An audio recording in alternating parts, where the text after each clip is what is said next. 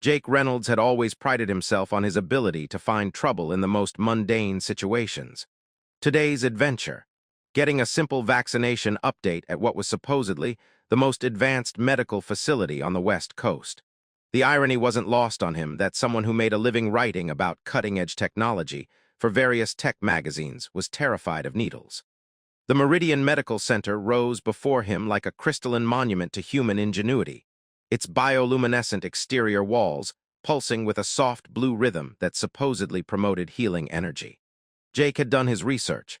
The building's smart matter construction could literally reshape itself based on patient needs, and the entire facility ran on a fusion of AI diagnostics and what the marketing materials called intuitive healthcare delivery systems.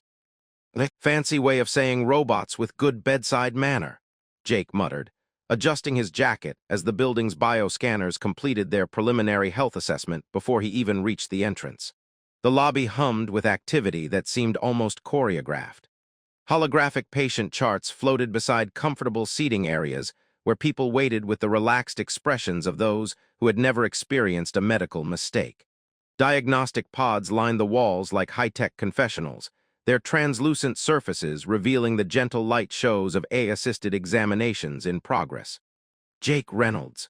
The voice carried a musical quality that made him look up from his phone, where he'd been nervously scrolling through his notes about the Mars colony assignment that had necessitated this visit.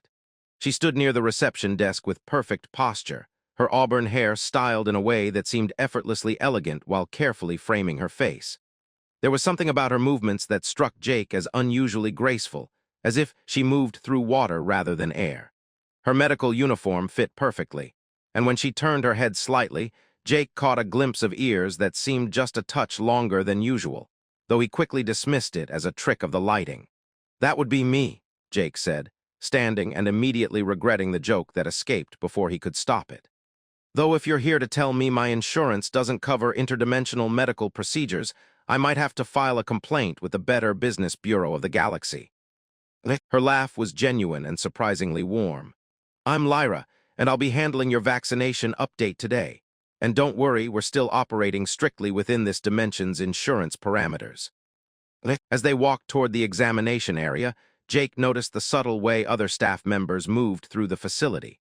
There was an almost ethereal quality to their efficiency, as if they were all trained in some advanced form of movement therapy. "So," Jake said, falling into step beside Lyra, "on a scale of 1 to 10, how often do patients make jokes about feeling like lab rats in a place like this?" "About an 8, Lyra replied without missing a beat. "Though you're the first to worry about interdimensional coverage. Most people just ask if we accept cryptocurrency." The examination room was a marvel of medical technology, with surfaces that seemed to shift from opaque to transparent based on need, and a ceiling that displayed a slowly rotating view of Earth from orbit. Jake settled onto the examination table, which immediately began adjusting its firmness to his body weight and posture. "I have to ask," Jake said, watching as Lyra moved with practiced precision toward a secured refrigeration unit, "did you all go to some special school for graceful medical professionals? Because I'm pretty sure my last nurse moved like she was wrestling invisible alligators." Lyra paused, her hand hovering over the refrigeration unit's biometric scanner. "We undergo extensive training in efficient movement patterns, reduces workplace injuries, and creates a calming environment for patients." "Well, it's working. I almost forgot I'm here to get stabbed with a needle." Jake grinned, almost being the operative phrase. "Don't worry," Lyra said, her tone playfully reassuring as the refrigeration unit hummed open with a soft chime. "I promise to make this as painless as possible. I've been doing this for longer than you might think." Something in her voice made Jake look more closely at her face. There was an ageless quality to her features, and her eyes held a depth that seemed inconsistent with someone who couldn't be older than her early 30s. When she reached into the refrigeration unit, Jake noticed that her movements had an almost supernatural precision, as if she could see things at a molecular level. "So what exactly am I getting pumped full of?" Jake asked. "Please tell me it's not one of those experimental vaccines that turns people into werewolves or gives them the ability to photosynthesize." "Standard immunization booster," Lyra replied, though Jake caught a slight hesitation in her voice. "Enhanced with some recent innovations in immune system optimization." She withdrew a vial from the unit, and Jake noticed her elegant fingers pause for just a moment, as if she were double-checking something. The vial contained a liquid that seemed to shift between silver and blue under the room's adaptive lighting. "That doesn't look particularly standard," Jake observed, trying to keep his tone light despite a growing sense that something was slightly off. "Should I be worried that I'm about to become the subject of someone's doctoral thesis on unexpected side effects in human test subjects?" Lyra's hand trembled almost imperceptibly as she prepared the injection. "The new formulations can look different due to the bioreactive compounds it's perfectly safe for." She stopped mid-sentence, her eyes widening as she looked at the vial more closely. "For what?" Jake prompted, though something in Lyra's expression was making his journalist instincts ping with warning signals. "For routine administration," she finished, but her voice lacked the confidence it had carried moments before. Jake was about to make another joke when Lyra moved toward him with the prepared syringe. Her face had gone pale, and there was something in her eyes that looked almost like panic, though she was clearly trying to maintain her professional composure.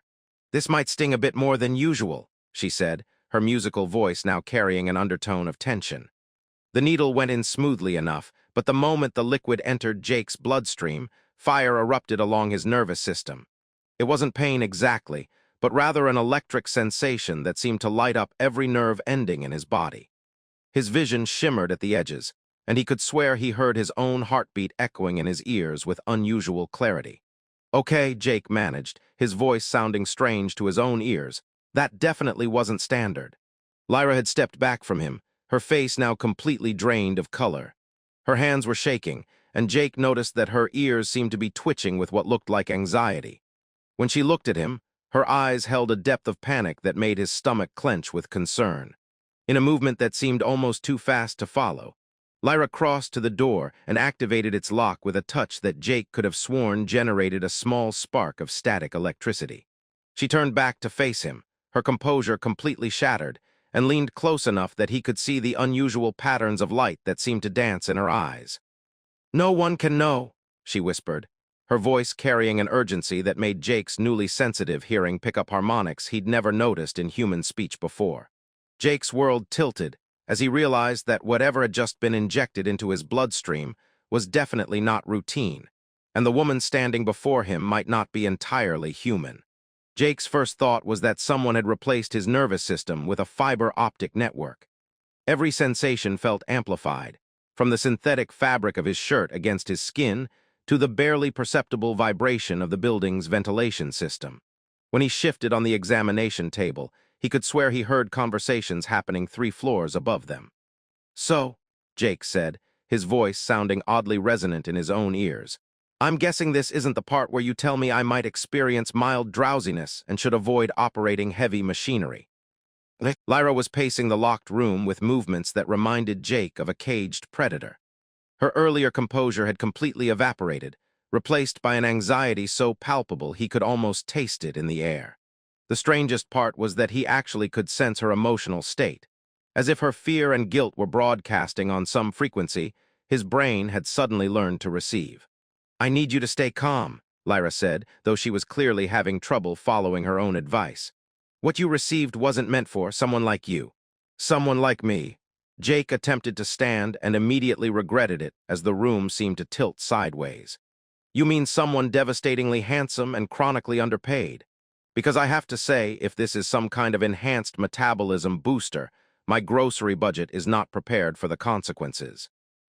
Despite her obvious distress, Lyra's mouth twitched with what might have been the ghost of a smile. "I mean someone human." The words hung in the air between them, while Jake's newly sensitized hearing picked up the sound of his own heartbeat, which seemed to be maintaining a rhythm that felt both faster and somehow more efficient than usual. Through the smart glass windows, he noticed other medical staff moving through the corridors with that same fluid grace he'd observed earlier.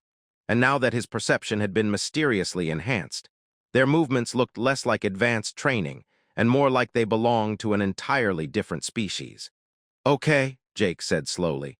"I'm going to need you to explain that statement, because my brain is currently running about 17 different scenarios, and most of them involve me sprouting tentacles or developing an irresistible craving for motor oil." Lyra stopped pacing and fixed him with a stare that seemed to see right through him. Her eyes held flecks of light that definitely weren't reflecting from the room's illumination, and Jake realized that her elongated ears weren't just slightly unusual. They were actually twitching with what looked like anxiety, moving in ways that human ears simply couldn't. The injection was a genetic catalyst, she said, her voice dropping to barely above a whisper. It's designed to awaken dormant DNA sequences in individuals with specific genetic markers. It shouldn't work on humans because humans don't carry those markers. Jake felt a laugh bubble up from somewhere deep in his chest. Let me guess, I'm about to find out I'm adopted and my real parents are from the Andromeda galaxy. Do I at least get some cool superpowers out of this deal? Or am I just going to spend the rest of my life glowing in the dark? This isn't a joke, Lyra snapped, but her tone softened when she saw Jake's expression. Though I suppose humor is better than panic. Trust me, the panic is there, Jake assured her. It's just hiding behind several layers of inappropriate comedy and a lifetime of coping mechanisms. He tried to reach for his phone to do what any self-respecting journalist would do. Start researching Meridian Medical Center's actual ownership and funding sources. But the moment his fingers made contact with the device, small arcs of electrical discharge danced across the screen before it went completely dead. Well, that's new, Jake said, staring at his fried phone. I don't suppose this comes with a warranty, because I'm pretty sure accidental electrocution by patient isn't covered under standard electronics insurance. Lyra moved closer, and Jake caught a scent that reminded him of ozone after a lightning strike mixed with something floral he couldn't identify. The electrical discharge is one of the early manifestations. Your body is learning to process and channel bioelectrical energy in ways that human physiology isn't designed for. So I'm basically a walking power surge waiting to happen, Jake said. Great, I'll never be able to use an ATM again without causing a blackout. It can be controlled with training, Lyra said, though her voice carried an undertone of uncertainty. The problem is that the serum working means you carry genetic markers that shouldn't exist in a pure human genome. Jake looked at her carefully, noting the way she moved with predatory grace even when standing still, the subtle luminescence in her eyes and those definitively non-human ears. And you would know this because, before Lyra could answer, alarms began blaring throughout the facility. The sound was unlike anything Jake had ever heard, not the harsh electronic wail of typical emergency systems, but rather a complex harmonic pattern that seemed designed to communicate specific information to anyone who knew how to interpret it. Lyra's face went from pale to ashen. They know something's wrong. Jake asked, though his enhanced hearing was picking up the sounds of rapid movement throughout the building, footsteps that seemed to follow patterns too coordinated to be coincidental. Security protocols activate when there's an unauthorized genetic catalyst event, Lyra explained, moving toward the room's wall with purpose Jake didn't understand. They'll be conducting a full bioscan of the facility within minutes. Jake felt a surge of something that might have been electricity, or might have been pure adrenaline course through his nervous system. Let me guess, we don't want to be here when that happens. Definitely not. Lyra pressed her palm against what looked like a completely ordinary section of wall, but Jake's newly enhanced vision caught the subtle outline of a hidden panel. Especially not when they realize that a human has successfully integrated Kalari genetic material. Kalari? Jake repeated, though something about the word felt familiar in a way that made no logical sense. The wall section slid away with the whisper-quiet efficiency of advanced technology, revealing a passage that glowed with soft bioluminescence. Lyra turned back to Jake, and for the first time since the injection, her expression held something other than panic. It held determination. That's what I am, she said simply, and apparently it's at least partially what you are too. Jake stared at the hidden passage, then at Lyra, then at his hands which were still occasionally sparking with tiny electrical discharges. You know, he said, when I woke up this morning, the biggest problem in my life was whether to have coffee or tea with breakfast. I'm starting to miss those simpler times. The passage led downward through what felt like miles of softly glowing corridors, though Jake's enhanced senses suggested they'd only been walking for about 10 minutes. The walls pulsed with bioluminescent patterns that seemed to respond to their presence, brightening as they approached and dimming after they passed. So, Jake said, trying to process everything while keeping his voice light, I'm guessing this isn't the employee break room. Not exactly, Lyra replied, her grip on his hand remaining firm as they navigated a spiral staircase that seemed to descend much deeper than the building's foundation should have allowed. Think of it as the real Meridian Medical Center. They emerged into a vast underground complex that made the facility above seem like a quaint country clinic. The space stretched out in all directions, with multiple levels connected by graceful bridges that seemed to be grown rather than constructed. Beings moved through the area with purposeful efficiency, and Jake realized that not a single one of them looked entirely human. "Okay," Jake said, his voice echoing slightly in the enormous space. "I'm officially upgrading this from weird medical mix-up to I've apparently stumbled into the galactic equivalent of Ellis Island." A creature that looked like it had been carved from living crystal approached them, its faceted skin refracting the ambient light into rainbow patterns. When it spoke, its voice resonated with harmonic overtones that Jake's newly sensitive hearing picked up in layers of meaning. "Lyra," the being said, "the bioscanners detected an unauthorized catalyst activation. Please tell me you haven't accidentally awakened a human." Jake raised his hand in a small wave. "Hi there. Jake Reynolds, recently awakened human, apparently. Though I have to say your underground lair is much more impressive than the ones in the movies. Do you take tour, or is this more of a join or die situation?" The crystalline being's features shifted in what might have been surprise or amusement. "He's taking this remarkably well. I specialize in inappropriate responses to crisis situations," Jake explained. "It's gotten me through 3 natural disasters, 2 government coups, and 1 particularly aggressive food poisoning incident in Bangkok." Lyra finally released Jake's hand, and he immediately missed the grounding sensation of her touch.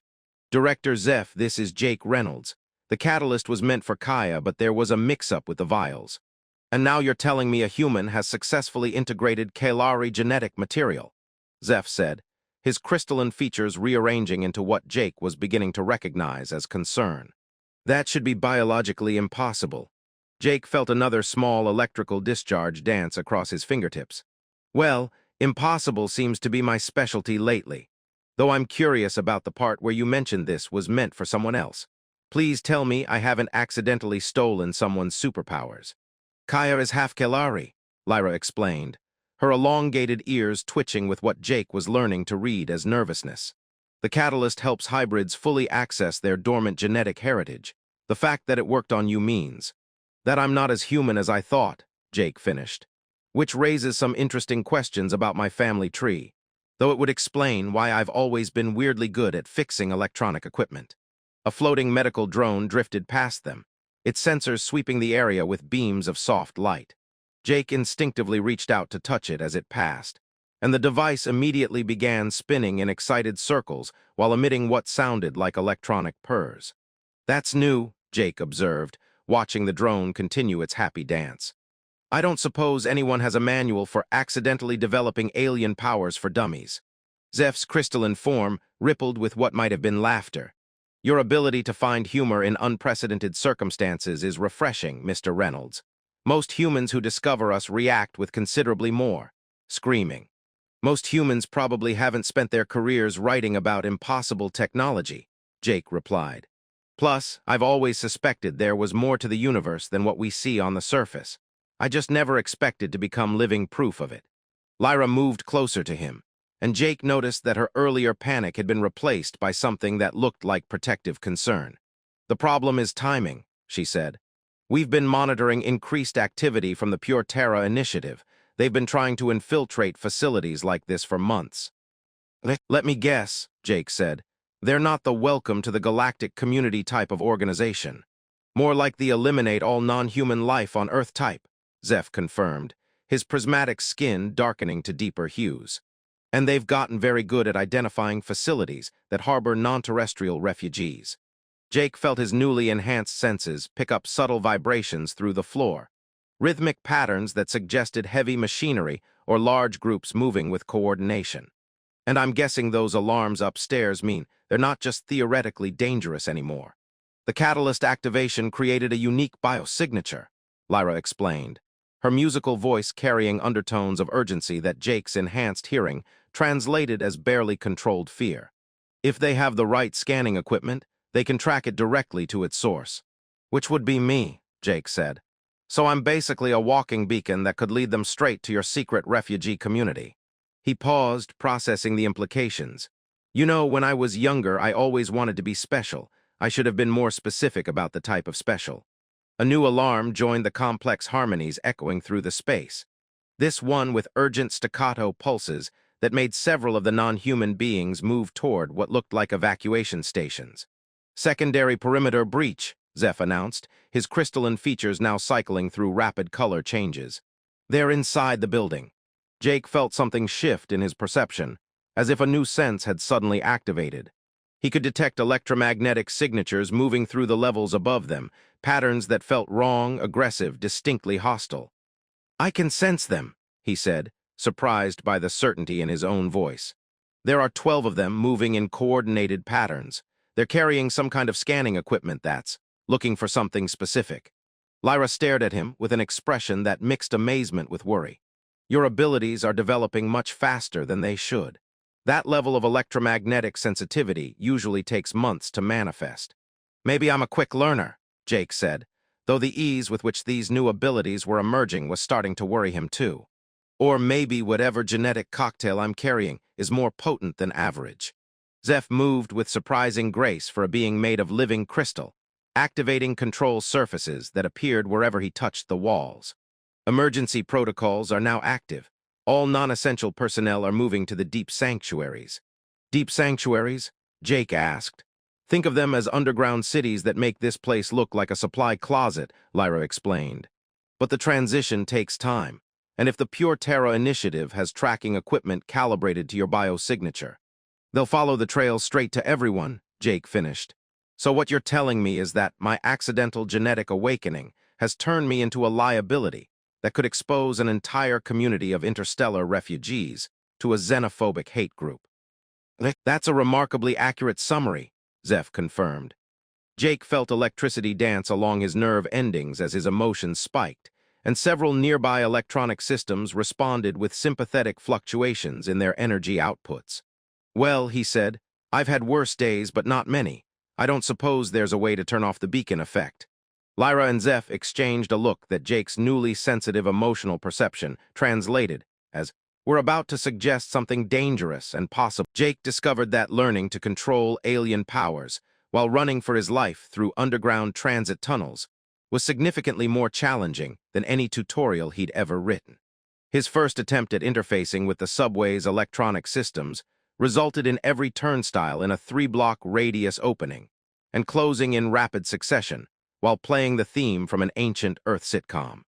I don't suppose that's normal, Jake asked as they sprinted toward the maintenance access, his newly enhanced hearing picking up the sounds of Pure Terra initiative agents closing in behind them. Define normal, Lyra replied, her elongated ears swiveling to track sounds Jake couldn't yet identify. Because for a human who's been Kelari for less than 6 hours, accidentally composing electronic music with subway infrastructure is actually quite impressive. Great, I can add transit system disc jockey to my resume right between technology journalist and interdimensional refugee. Jake pressed his palm against the maintenance door's electronic lock, trying to focus his abilities instead of letting them run wild. This time, the door opened with a satisfying click instead of exploding into component atoms. They descended into service tunnels that Zeph had assured them connected to the old pneumatic mail system, now repurposed as an emergency evacuation route for the underground community. Jake's enhanced electromagnetic sense picked up the approaching agents like angry static in his consciousness. 12 of them still moving in formation, he reported, surprised by how naturally the information flowed to him. They've got scanning equipment Wait, that's weird. Their tech feels almost familiar, like I've encountered the underlying architecture before. Lyra grabbed his hand as they navigated a junction, and Jake felt that same jolt of recognition he'd experienced in the medical center. The sensation was growing stronger each time they touched, as if his nervous system was learning to harmonize with hers. The Pure Terra initiative uses modified alien technology, she explained, pulling him toward a transport pod that looked like it had been designed by someone who thought traditional engineering was too boring. Stolen, reverse-engineered, and weaponized. So they hate aliens but love alien tech, Jake said, settling into the pod as it sealed around them with biomechanical precision. That's not hypocritical at all. The pod launched them through tubes that Jake's enhanced senses told him extended far beyond the city limits. As they rocketed through the pneumatic system, he noticed that his emotional connection with Lyra was deepening. He could sense her determination mixed with concern, her fierce protectiveness of the refugee community, and underneath it all, something that felt like, "Are you reading my emotions right now?" Lyra asked, though her tone suggested she already knew the answer. "Is that what this is?" Jake replied, "I thought I was just getting really good at interpreting facial expressions. Though I have to say, if we're going to have a psychic connection, I should probably warn you that my internal monologue is about 60% bad jokes and 30% wondering whether I remembered to pay my electric bill." "What's the other 10%? Jake felt heat rise in his cheeks. "Mostly trying not to think about how your voice sounds like music and your eyes have this light that makes me feel like I've been waiting my whole life to see it." The pod decelerated as they approached their destination, and Lyra's hand squeezed his. Through their growing connection, Jake sensed her surprise mixing with something warmer. "Kelari formed deep empathic bonds," she said softly. "It's not something that happens quickly, usually. The fact that you're adapting to it so naturally means I'm either incredibly compatible or completely insane," Jake finished. Though given recent events, both options seem equally likely. They emerged onto a platform that Jake initially mistook for an abandoned oil rig, until his enhanced perception revealed the sophisticated technology hidden beneath the rusted exterior. The Pacific stretched endlessly around them, but Jake could sense the massive terraforming equipment operating beneath the waves. "Welcome to Sanctuary Station," Lyra said, gesturing toward a structure that managed to look both derelict and impossibly advanced. "Our backup home away from home." Over the following hours, Jake learned that controlling his abilities was less about suppression, and more about conducting an orchestra he'd never known existed. When Pure Terra Initiative drones appeared on the horizon, he found he could interface with the station's defense systems, turning their own scanning equipment into a feedback loop that sent them spinning harmlessly into the ocean. "I have to admit," Jake said, watching the last drone disappear beneath the waves while trying not to think about how much this probably violated several international treaties, "there are worse ways to spend a Tuesday." Director Zeph materialized beside them, his crystalline form refracting the sunset into prismatic patterns. "The immediate threat has been neutralized, but this was only a reconnaissance force. They'll be back with more sophisticated equipment." Jake felt his new senses reaching out across the electromagnetic spectrum, detecting communication patterns, data streams, and the digital fingerprints of the organization that had been hunting them. For the first time since the injection, the scope of his transformation became clear. "They're not just hunting this community," he realized. "They're systematically mapping every non-human presence on Earth. There are dozens of hidden sanctuaries, refugee camps, integration centers. And they're planning something coordinated," Lyra added, her empathic connection with Jake allowing her to follow his thoughts. "A simultaneous strike against all of them." Jake stood at the edge of the platform, watching the sun set over waters that hid an entire terraforming operation designed to create new homes for displaced beings from across the galaxy. His old life as a journalist felt like something that had happened to someone else in another lifetime. "You know what?" he said, electrical energy dancing between his fingers as he interfaced with communication systems spanning continents. "I've spent my whole career writing about other people's innovations, other people's discoveries, other people's adventures with cutting-edge technology." He turned to face Lyra and Zeph, feeling the weight of responsibility settling around him like a new skin. "But I think it's time I started living one of those adventures myself." "What are you proposing?" Zeph asked, though his crystalline features were already shifting toward colors Jake was learning to associate with approval.